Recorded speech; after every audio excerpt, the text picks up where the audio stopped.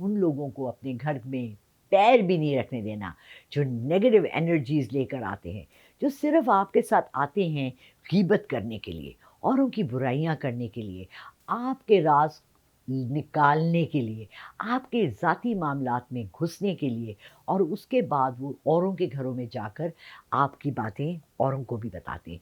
अस्सलाम वालेकुम वरहमतुल्लाहि वबरकातुहू, इय्याका नअब्दु व इय्याका नस्तईन। मैं लाला रुख अपने चैनल लाला रुख ऑफिशियल के साथ हाज़िर हैं। एक बात याद रखिएगा, कोई आपके घर में आके किसी की बुराई कर रहा है, तो इसका ये मतलब है कि वो किसी और के घर में जाके आपकी भी बुराई कर रहा है। इसमें हमारे घरों के अंदर सबसे ज़्यादा जो चहलकदमी होती है, वो हमारी काम करने वालियों की होती है। आपको प्लीज़ कोशिश करें कि अपने मामलात, अपने ज़ाती जो घर के इश्यूज़ हैं, अपनी काम वालियों से ना डिस्कस करें, और अगर आप करते भी हैं, तो कोशिश करें कि वो काम वाली रखें जो 10 घर दूर किसी और के घर में काम करती है, साथ वाले घर में काम नहीं करती। वो यहाँ की बात वहाँ ले जाएगी, वहाँ की बात यहाँ ले जाएगी, और इससे आपके घर का सुकून ख़राब होता है। इससे आपके घर में ऐसी-ऐसी बातें आती हैं। मैंने अब एक काम शुरू किया है, बहुत लेट किया है, लेकिन आप लोग तो अभी से कर सकते हैं। गीबत और सूद के बारे में कुरान पाक में इतनी जगह ज़िक्र है कि मैं हैरान थी कि गीबत आखिर ऐसी क्या बात है? हम तो जब भी बैठते हैं भई, सब एक-दूसरे के पीछे पीठ पीछे बातें करते हैं, और ये सब गीबत में ही आती हैं। गीबत अपने मरे हुए भाई के गोश्त खाने के बराबर अल्लाह ने इसको कुरान पाक में कहा है।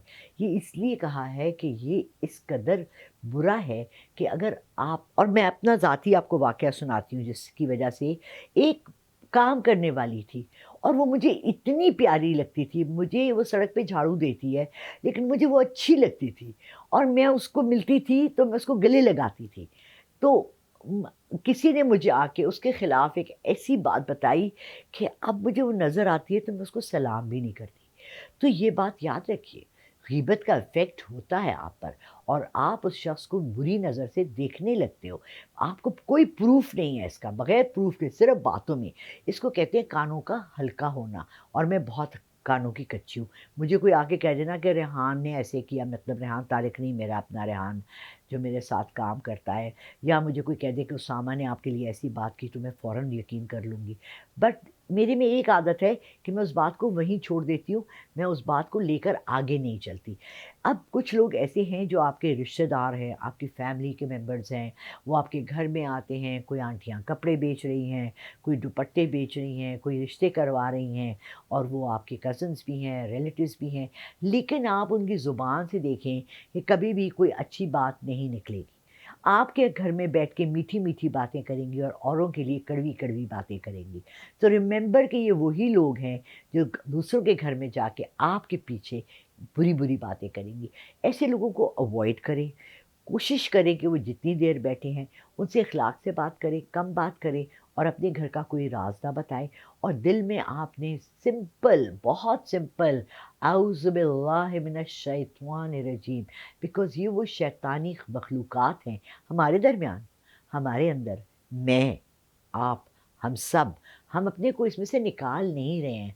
हम सबको कोशिश करनी चाहिए कि जहाँ कोई 2 लोग बैठे किसी की ग़ीबत कर रहे हैं, आप वहाँ से उठ कर आ जाएँ।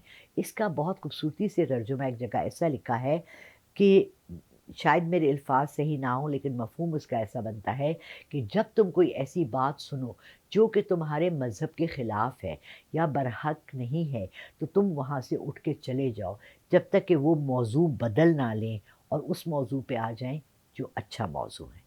इसमें आ जाता है एक-दूसरे के कपड़ों पे कहना, उसने गला कितना बड़ा पहना हुआ है, उसका उससे अफ़ेयर चल रहा है, वो लड़की अपने बॉस के साथ है, वो उसके जिस्म का हुज्जम कैसा है।